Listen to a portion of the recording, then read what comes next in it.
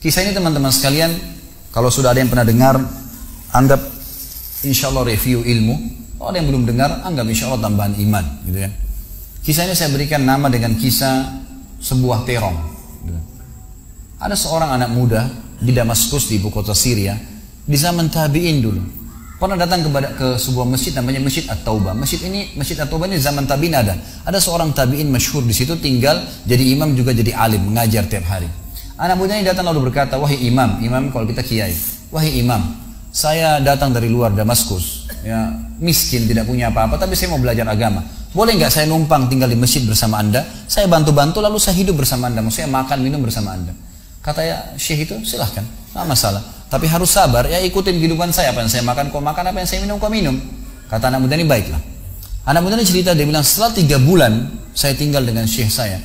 Ternyata syekh saya ini orangnya sangat zuhud, luar biasa. Ada makanan makan, tidak ada makanan puasa. Dan hari ini sudah 3 hari kami puasa. Sahur dengan sebutir kurma segelas air, buka puasa juga begitu. Tapi ini sudah hari ketiga.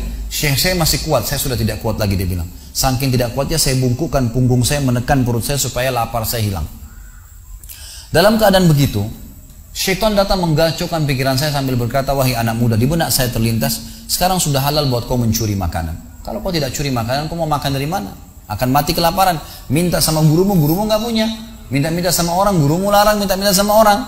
Sekarang kau curi makanan sepotong roti, yang penting tidak mati kelaparan. Dia bilang dalam kondisi saya berkecamuk pikiran syaitan begitu, saya berpikir mencuri makanan di rumah di sebelah masjid. Zaman dulu teman-teman sekalian, dinding masjid tidak seperti kita sekarang ada tembok. Jadi zaman dulu itu bisa dari tanah liat, atau kalau mau kuat, batang kurma ditebang atasnya, ditebang akarnya, ditancapin, lalu didempet-dempetin.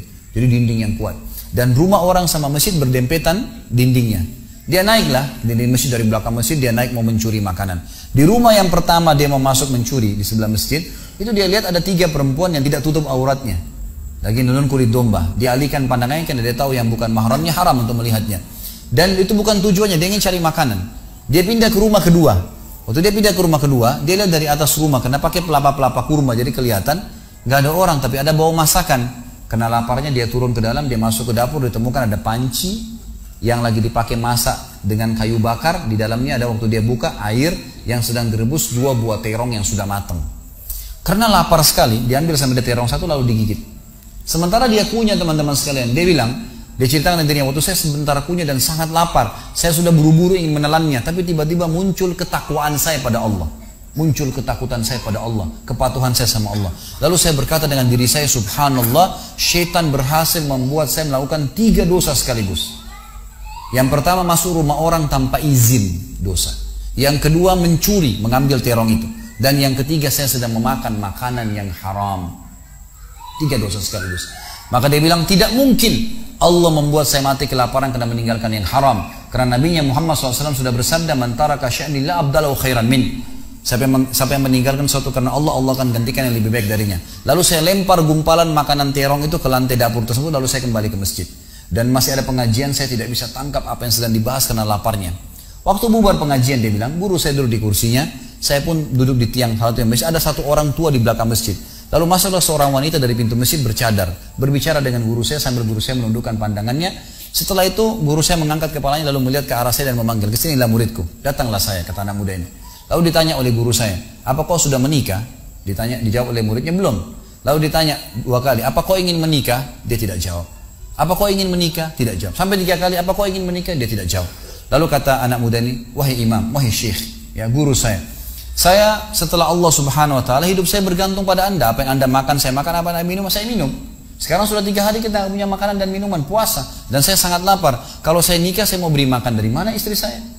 Lalu kata syekhnya, ini perempuan di sebelah saya yang bercadar, baru selesai masa iddah meninggal suaminya, 4 bulan 10 hari. Dan dia ditinggalkan harta yang cukup, dia masih muda, dia takut fitnah. Dia ingin saya carikan jodoh, saya anggap kamu cocok, kamu mau? Dia bilang iya. Tanya perempuan, kamu mau? Dia bilang iya. Syekhnya keluarin kendi dari kamar, dikasihkan jadi mahar, panggil walinya perempuan, panggil 2 saksi, kalimat akad, selesai. Hitungan menit nih. Lalu kata syekhnya, pulanglah ke rumah istrimu. Saatnya sekarang kamu pulang, udah. Nanti kalau mau sholat, mau ibadah, silakan datang ke masjid. Sudah nggak perlu lagi numpang di masjid gitu. Pulanglah dia sama istrinya. Dia ceritain, di mana saya jalan sama istri saya masih malu-malu, baru nikah, dan ini kan memang hitungan menit nih, ya. Dia baru tadi kelaparan, tiba-tiba sekarang sudah nikah gitu. Dia bilang saya jalan, Keluar dari masjid, lewat di rumah pertama yang dia tadi manjat mencuri, mau mencuri, dia lewatin sama istrinya. Begitu masuk, tiba di depan pintu rumah kedua yang dia manjat, gitu kan? Istrinya berhenti, buka pintu rumah lalu berkata, masuklah suamiku, ini rumah kita. Rumah yang tadi dia mencuri nih. Maka dia pun bilang, saya masuk ke ruang tamu, saya melihat di atas, ini benar rumah tadi yang saya masuk mencuri. Istrinya bilang, wahai suamiku, tadi saya dengar Anda sudah 3 hari nggak makan, mau makan? Dia bilang, iya. Istrinya masuk ke dapur, ditemukan apa? Panci terbuka, terong yang sudah digigit. Ini kisah nyata nih. Tiba-tiba perempuan ini bilang, siapa yang makan terong saya? Spontan, teriak gitu kan. Pada saat dia teriak, maka si laki-laki ini mengucapkan kalimat begini. Ini dari saksi bahasan kita. Dia mengatakan, kesinilah istriku. Demi Allah begini ceritanya. Kronologisnya saya manjat, saya turun, saya lapar, saya makan. Dan demi Allah sebelum saya telan, karena saya takut sama Allah, saya lempar ke dapur, ke lantai dapurmu dan belum kering tuh. Gitu kan. Maka perempuan ini mengucapkan kalimat, saya berharap semua muslimah di belakang sana juga punya iman seperti ini. Kata para ulama, ucapan wanita ini perlu diukir dengan ukiran emas, karena menandakan iman yang luar biasa. Kata dia, wahai suamiku, engkau meninggalkan segumpal makanan haram. Allah jadikan makanan itu, pancinya, rumahnya, pemilik rumahnya jadi milikmu sekarang. Allah bukan hanya hilangkan laparnya, makanannya dikasih, pancinya, rumahnya, pemilik rumahnya sekarang jadi milik dia. Orang yang bertakwa kepada Allah diberikan jalan keluar, teman-teman sekalian. Jadi bertakwalah sama Allah, hanya patuh dan tunduk kepadanya. Semua yang baik di mata Allah, semua yang buruk juga di mata Allah SWT. Dan jangan pedulikan urusan dunia ini, jalankan sesuai dengan apa yang Allah SWT inginkan. Allahu a'lam.